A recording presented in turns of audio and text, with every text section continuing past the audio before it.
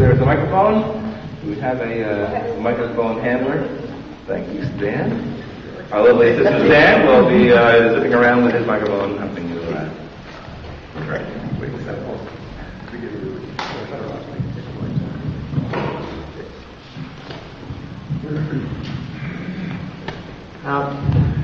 I'm not sure I agree that it's necessarily bad to go and lash out and give your opinion on something. I think the very normal way to communicate is to go and give your opinion. Really, it's after that, how do people deal with it? And I think then you're giving justification for your opinion. You're perhaps listening to the arguments on the other side. But I like forceful people. I don't mind if somebody goes and tells me I'm wrong on something, and then I'm going to argue the other side and see where it goes. Mm-hmm. Yep, I hear you. And look, I got to say, this is not generally an easy sell. One thing I would recommend is seeing if we can make the distinction between lashing out and sharing an opinion as the first point, right? And the second is really thinking back, trying to connect this sense of developing a communication habit that helps us fortify ourselves against the power of the intuitive response. I guess that's the best way I can put it, right? Think about, again, that fight, flight, freeze thing that tends to happen. Quite frankly, people can really work with that, right? In other words, it happens, and then if you keep training yourself, you can kind of get better.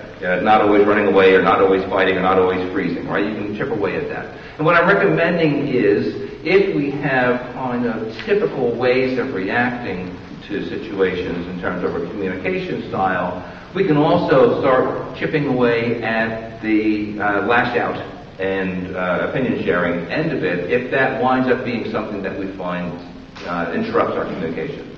Right? It may be that you've surrounded yourself with people that enjoy the cut and thrust of figuring things out, and that's how you figure things out. Well, that's probably all right. Right? You're not going to have a problem walking alongside the school. You might punch each other once in a while, but that's okay, right? Because you're both in it. And so the real question is, can that work in all situations, right? Or do you need to kind of expand the repertoire of how you can react so that you can have a broader communication? I guess that makes sense.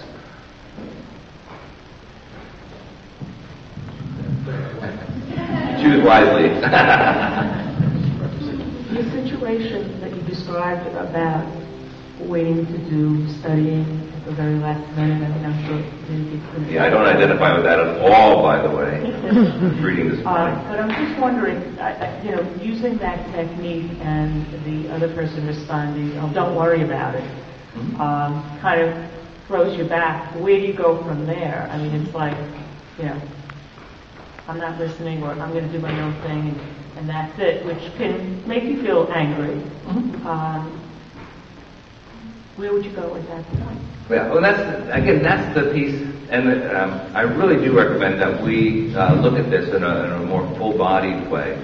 But the last part of that is the request about, asking someone if they're willing to participate in actually trying to alleviate your needs, right? And they may say, I'm not interested, right? And maybe then that becomes the next thing that you have to deal with. But it does take a readiness to, first of all, understand that sometimes your needs are going to get met, and other times they're not. But you have a better chance of that happening if at least you can be really in touch with what your own needs are and help another person understand what your needs are without them feeling criticized or abused or troubled or other kind of things. That doesn't guarantee that people are going to want to participate.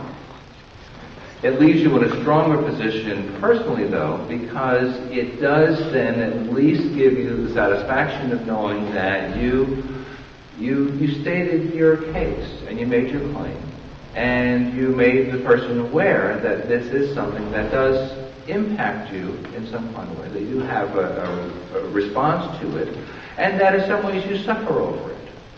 Right? Maybe that's okay. For those that are maybe glad in Charlotte, well, I'm following along, and it seems to me that at first you were talking in a larger sense, in society and a whole political stand, and then you got into the more personal. And I'm afraid that there's a change in how you approach it. So, for example, just to take for example, think about the teacher in the grade. You work for a school, right? That's your job. You have to turn in a grade unless you want to give up your job. That's the boss says, I want that report on such and such. So your choice then is, I won't have this job anymore. Or you could say, everybody gets an A. In any case, you're going to be in trouble. Okay. So are you saying, I don't understand, you're saying... Okay, so that's a fair statement, though, right? Line? Well, a fair statement from the teacher is, I'm going to give you a grade because I am worried that I will lose my job if I don't do this. Yeah. That's different than saying, I'm doing this because I have to. Okay. Mm-hmm. Don't you think? Yeah. The other thing is, I find it very helpful in terms of person to person, being aware of, as you say, not lashing out, but trying to put it in such a way that you're showing your concern without attacking, kind of thing. So, in that respect, I think I have a lot to learn about that. Don't we all?